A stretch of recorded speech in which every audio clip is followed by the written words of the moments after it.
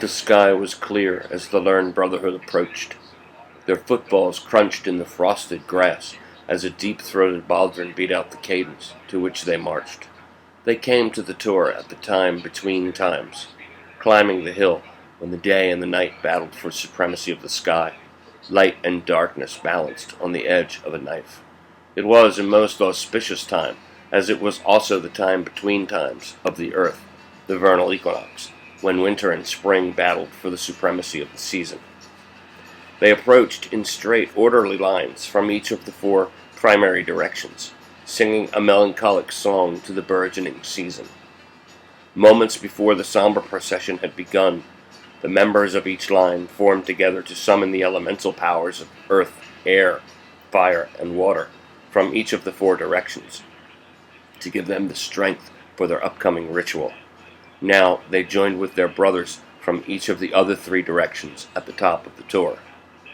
They came bearing the symbols of the elementals, flaming torches representing fire, clay pots brimming with water, stones that symbolize the Earth Mother, braziers wafting the scented smoke of incense representing the air. The four lines merged in a loose circle at the top of the hill. In their midst sat the stone, upon which rested a life-sized wicker figure, painstakingly crafted into the rough shape of a human. The wicker effigy had been left hollow in its middle, so that a person might climb into the form or be placed there. The chanting, singing voices reached a crescendo as each of the groups came to a stop in their respective quarter. As their movement halted, so too did the sound of their voices. An eerie silence covered the hilltop like a blanket of snow, while the brothers turned their attention to the stone. Silence. A dark-robed druid stepped into the center of the gathering.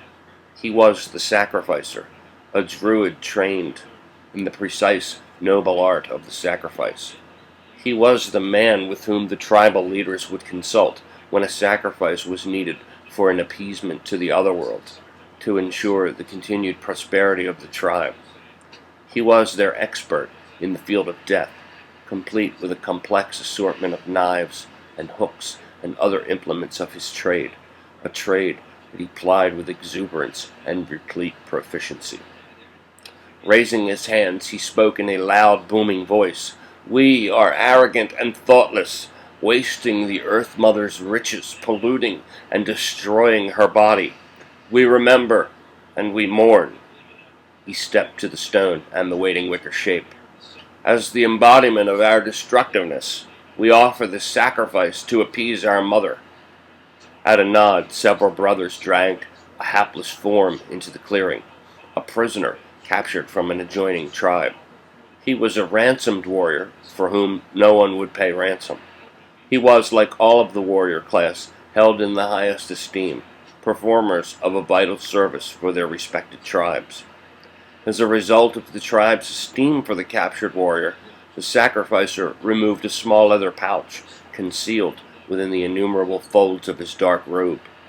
He pinched out a soupcon of white powder and walked over to where they were holding the captive, several paces from the stone. "We honor you, Master Warrior," he said, turning to the rest of the gathered brothers. He held up his hands. "Honor our most noble brother." "We honor you, brother." The circle closed around the stone and the captive warrior. With another nod, the prisoner was moved to the wicker cage. He started to resist more strongly as they approached the stone, and the manifestation of his fate came rushing to him. The sacrificer opened the small door in the top of the wicker cage. He nodded, and two larger druids lifted the captive off his feet and guided him forcibly through the aperture. The door was shut and tied securely. There was but one escape. "We honor you, brother." The sacrificer poured the powder onto the stone upon which the wicker cage rested. When ignited, the smoke would create a plethora of noxious, smoky fumes that would render the warrior in the cage senseless and, subsequently, impervious to the pain of the flames that would consume his body and send his soul to the otherworld to argue the case for the living. He wouldn't be made unconscious, as they needed him awake and somewhat sensible when he crossed over. Most sacrifices were given this humane treatment. Occasionally, they were allowed to feel the full pain of the fire, in extreme circumstance that warranted the sacrifice's mind not even be slightly clouded. Sometimes the sacrifice needed to be given specific instruction throughout his death, so that he could relay the correct messages to those in the other world.